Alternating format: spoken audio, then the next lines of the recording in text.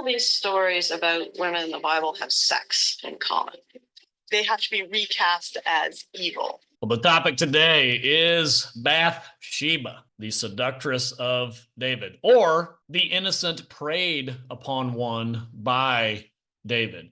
Here's what we're going to see. Hey, if you're liking this content, subscribe, give me a comment below, and give me a like. I need a like too. Listen, David and Bathsheba, it's been debated for a while what actually happened in the story, and we may not solve it today, but I want to say let's look at it through a different lens, maybe the red pill lens, when we look at the story of David and Bathsheba. Now, I've been taught for a long time that David, in his great lustful, crazed state, took Bathsheba as his own, violated her, blah, blah, blah, blah, blah, right?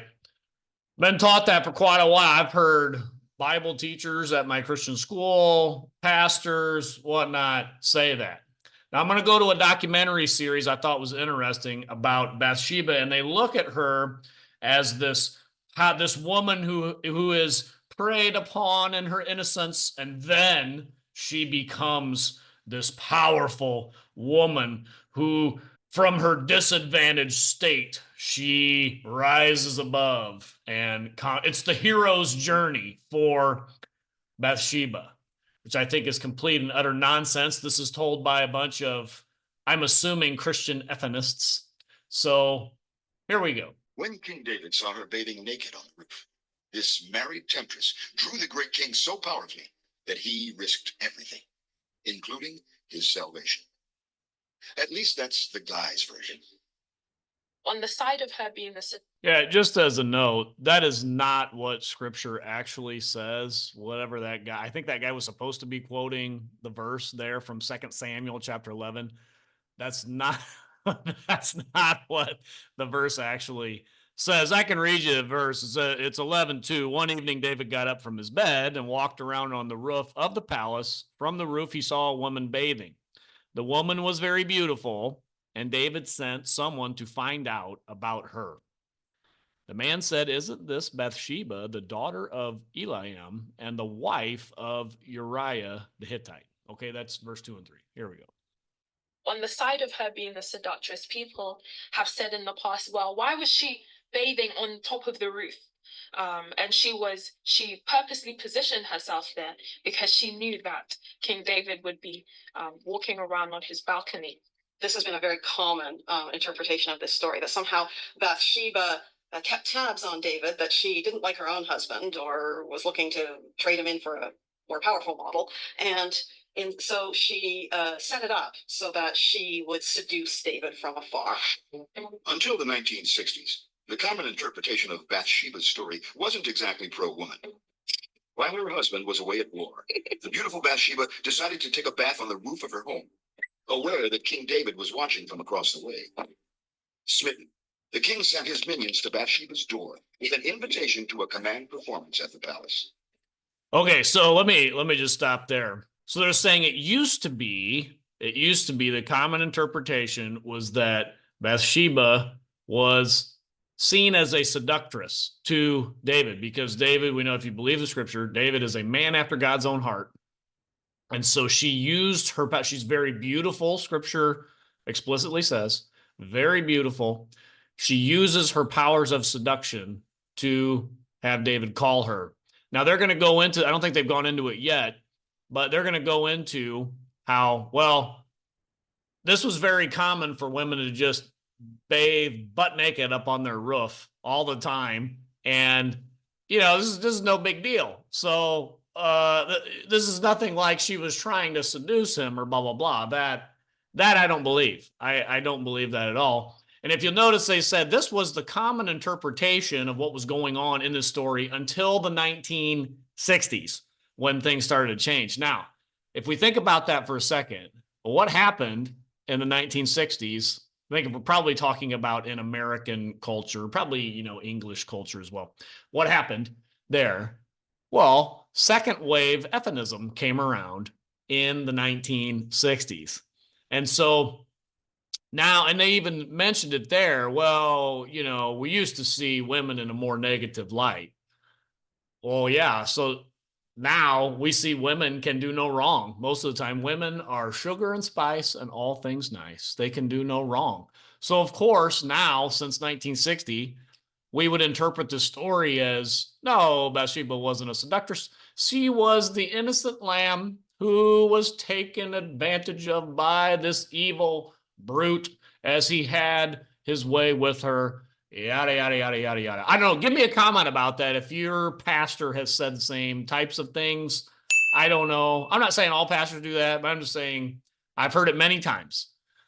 I don't think it's true. I don't think it's true. Let's go on. Now, we'll notice also that Bathsheba's husband is off at war. He is named as one of David's mighty men. He is out at war, and he's been at war for a while. She's probably getting lonely. And we know in modern times, you talk to any soldier that's been in the army, that's been out and deployed, how often and how common it is for military wives to stray, to cheat, to have affairs, blah, blah, blah. That is so common to happen. Do you think it was any different in David's day? And Bathsheba could have been thinking, hey, I can trade up for the king. I'm married to a soldier, but I can go and live in the palace if I can attract the king. That could have been the plan. We don't know. The scripture doesn't explicitly say. Would that have been a natural thing for a woman to do? Seduce a powerful man so she can upgrade her life? Yeah, I think so. Let's look at the story, though, as they go on with these bunch of Ephenists and trying to look at the scripture in a female empowerment kind of way. This was not smart, given that both were married, and in those days, women could be stoned for adultery. God was so not well pleased. But who's to blame? Was Bathsheba really a naughty temptress? Interpreters over the years, over the centuries, have wondered, because there's so many gaps in the story, whether Bathsheba went out onto the roof of her house in the evening, specifically because she knew David liked to take a stroll there, and that therefore she was setting herself up to be seen and desired by him. So let me comment now. Is this in the nature of a woman? This is why I titled this Red Pill. Is this in the nature of a woman to see the king, the top dog? Now we know David, he was handsome. He was a hero. He was the most powerful man in society. Now he's the king. People sang his praises. Saul has killed his thousands. David has killed his tens of thousands. He is the man. Would it be in the nature of a woman, the fleshly nature of a woman, to say, man, my husband is off at war. He's forgot about me. Maybe he'll just be killed tomorrow. I don't know. Maybe I should try to upgrade myself and get into the harem of the top dog, right? Because David has, scripture says he has at least 8 wives here. I don't know if he had 8 at this point, but he'll have 8 in his lifetime that are named and more that aren't named, we can assume. Here we go. And probably the best example of this is the film, a 1950s film, David and Bathsheba, where you have poor David who is, distracted by the business of kings, and he happens to see Bathsheba bathing, and she appears to be making quite a show of it. As she looks over her shoulder at the camera, and we know that that's what she's looking at David and very aware from looking at her. So poor David is distracted, sends for her, and as the scene progresses, she eventually admits that she has in fact been desirous of David all along, put herself in full view of him, and by the end of the story, it's she who's actually suggesting that if King David could do something about the little problem of her husband, then she'd be free to be his. Notice that now. Notice that in the 1950s, they weren't so blinded by the Ephenist point of view here. They put out the movie. I think that's Is that Gregory Peck? And then the woman from Gone with the Wind, classic beauty. Beautiful woman. Whoever, I forgot what her name is. Man, she's pretty though. Anyway, movie about David and Bathsheba, and she is seen as the seductress there in the movie. Could that, now we interpret it and we go, oh no, of course she would not be. Women are always innocent. They always do the right thing until an evil brute corrupts them. Blah, blah, blah, blah, blah. Oh man, I think we used to get it right here. I think we did. I need to look up actually some commentaries on this from like some of the classics like John Owen and Puritan, maybe Jonathan Edwards, or even John Calvin. Maybe, I don't know if he wrote anything. Maybe, hey, give me a comment in the thing. Does anybody know about that? Maybe look that up. I should look that up. Let's go on. Interpreters, particularly women interpreters, have looked at that story and said, well, that's a very male fantasy, isn't it? That this woman would structure her life around trying to capture this man. Ooh, not true. Not true. Well, this story, she says, when women look at that, this story is a very male fantasy, blah, blah, blah. Not true. Not true. What is the #1 selling female fantasy book, probably of all time, or at least in recent times? It's 50 Shades of Grey. That is the most popular book with women, like of recent time, 50 Shades of Grey. Does that tell us anything about female nature? We have Christian Grey, who's a billionaire. He's a stud. And this young, innocent, virgin woman, she captures him, and he just can't let her go. He just can't seem to get away from her. She has captivated him. Now, luckily, she's unmarried and whatever. I mean, that, that would have been good. In David's case, that would have been good. But here, this woman is completely wrong. Like, this is in the fleshly desires of females. This is there. This is it. Let's go on. And who wants to simply have a bath on her roof. It's very common in this culture for a woman to do that. It was springtime. They collected rainwater on the roof. It was very cool in the late evening, and so it was a good time to take a bath on the roof. And she cannot presume that people are going to go out on their own rooftops and telescopically look down at her and want to know more about her. So I see her as this woman simply taking a bath. Kings being kings, he decides he wants her, and all right, so there we go. There is the innocent interpretation of the book. Hey, this is common. Women, hey, it's cool. Women would just go up on their roofs and take a bath, blah, blah. And this was so common at that time. I've tried to research this. I haven't found anything that says this was common for Israeli women way back in the ancient times to just strip down naked, get up on the rooftop and take a bath. Can't find anything out there that says that, right? Now that's arguing from silence, I guess, but she'd have to argue from silence as well, that this is just common. Yeah, women just, in any time. Is that common anywhere where women just, they just, just normal women. They just strip down butt naked and get on their rooftop and take a bath. Like, I don't think, especially in the conservative Jewish like culture there, the Israeli culture, like as conservative as that was back in the day, like, the woman couldn't even show their heads. They had to cover their heads. And they're saying that, they just strip down, take a bath. Like, nah, I'm not convinced. You'd have to show me something better than that. We already know from the text itself that kings get what kings want. So he sends for and takes Bathsheba. True. Kings get what kings want. And being a seductress, if he wants you, then your seduction will work. That's a good, you could take that either way, my friend. Like, if kings get what they want, that means if you can do your job well enough as a seductress, then you'll be the one picked. He's being described at this point in the story as being very successful, being the king after God's own heart. There's no reason to think he's suddenly going to go off the rails, as it were. And so the story, particularly how abruptly it's introduced, is fairly striking, I think. When David spied Bathsheba on that roof, Yeah, now that's a good point to make from the male theologian here, said there's nothing really indicating in the story that David was, going crazy, lost his mind, he wasn't following God, blah, blah, blah, blah, blah. And that's where we know, hey, the power of seduction, even for the man after God's own heart, who from the story we know was doing everything he probably should have been, as far as we know, except he wasn't off at war, which I don't know if that necessarily means he's in sin.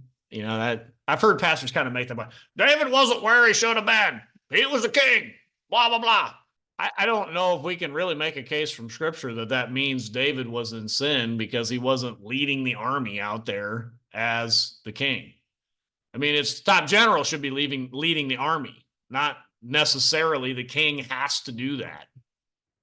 So I don't know if I believe that anymore. That's usually how the modern pastors start the story of, well, David wasn't doing what he was supposed to do. He should have been out there. And when we're not doing what we're supposed to do, then we become evil brutes and take other men's wives and violate them or whatever. I don't know, whatever the story goes. Like, no, I'm not seeing that. I'm saying David is a man after God's own heart. And he better guard that heart, which in this case, he failed to do. Pre-feminist interpreters were all but unanimous about where to lay the blame for what happened next. Modern scholars are not so sure. Oh, now, hey, notice that. Pre-feminist interpretations of this knew where to place the blame. But now, post-1960, well, we're not so sure. I'm pretty sure. Give me a comment. Give me a comment down below. Are you sure? I'm pretty sure. I'm pretty sure where the blame is. Okay, I'm pretty sure. Here we go.